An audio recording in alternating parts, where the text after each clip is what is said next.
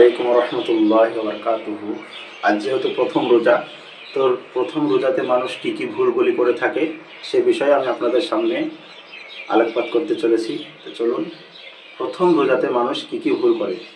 প্রথম রোজায় সাধারণত ভুলসমূহ নিয়ত না করা বা ভুল নিয়ত করা।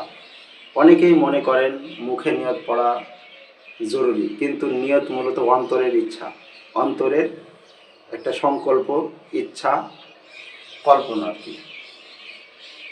রাতে বা সেহরির সময় মনে মনে নিয়ত না করলে রোজা সহি হবে না। নিয়ত আমাদের করতেই হবে। প্রাথমিক যেটা অবস্থা সেটা নিয়ত করা। তারপরে দ্বিতীয়ত সাহারি না খাওয়া বা দেরি করে খাওয়া সাহারি। কেউ কেউ অলসতা করে সাহারি খান না, এটাও ভুল।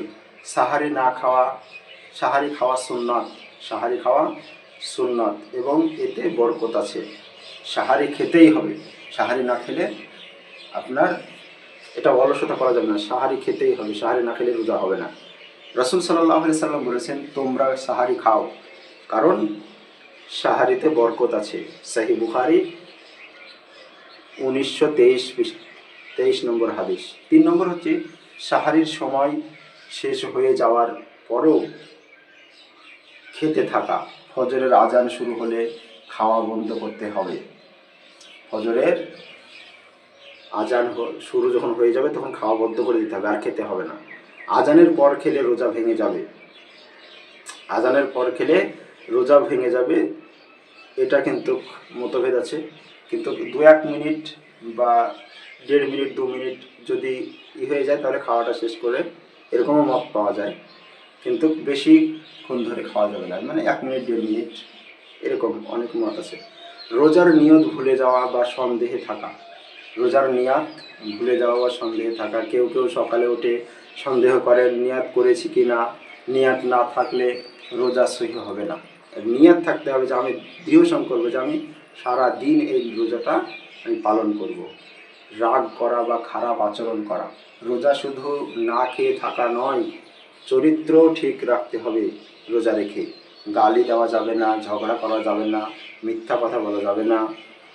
যাতে যদি এগুলো করেন তাহলে রোজার সওয়াব কমে যাবে, রোজার নেকি কমে যাবে।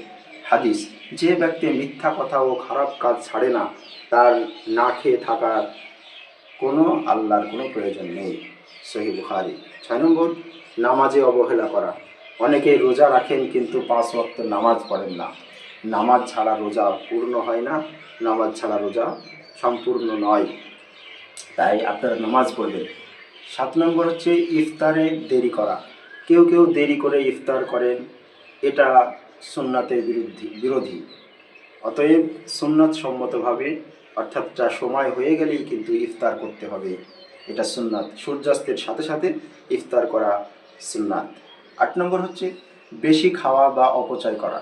ইফতারে অতিরিক্ত খাওয়া শরীরের জন্য ক্ষতিকর এবং অপচয়। ইসলামে অপচয় করা নিষেধ, ইসলামে অপচয় করতে নিষেধ করেছেন বা ফুজুল খরচ করতে নিষেধ করেছেন। 9 নম্বর হচ্ছে আরবি নামাজ, তারাবি নামাজ না পড়া। তারাবি নামাজ না পড়া। প্রথম দিন অনেকেই অলসতা করে, তারাবি পড়েন না। এটা রমজানের গুরুত্বপূর্ণ আমল, এই তারাবি আপনারা পড়বেন। 10 নম্বর হচ্ছে রোজার মাসকে সাধারণ মাস মনে করা।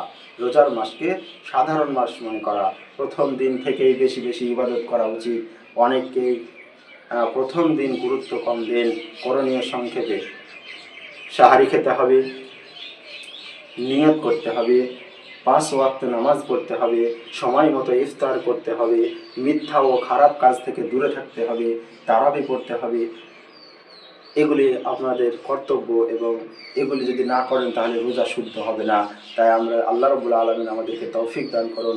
আল্লাহ যেন আমরা যেন এই রমজান মাসকে পূর্ণ মর্যাদা দিতে পারি, পূর্ণ মর্যাদা দিয়ে আমরা যেন সওয়াব অর্জন করতে পারি। আমিন। আসসালামু আলাইকুম ওয়া রাহমাতুল্লাহি ওয়া বারাকাতুহু।